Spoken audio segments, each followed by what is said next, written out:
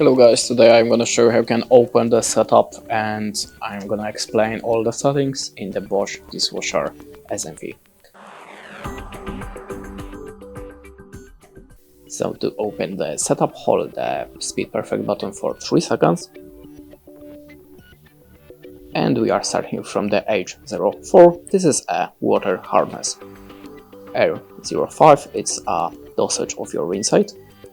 And there we have the D00, it's a intensive drying, if you want to permanently turn on or off this function.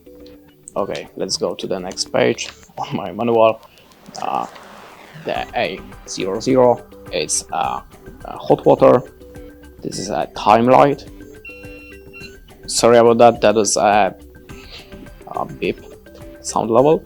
And there we have the RE. This is restore default settings. And basically that's it. Thanks for watching, leave us a like or comment, and goodbye.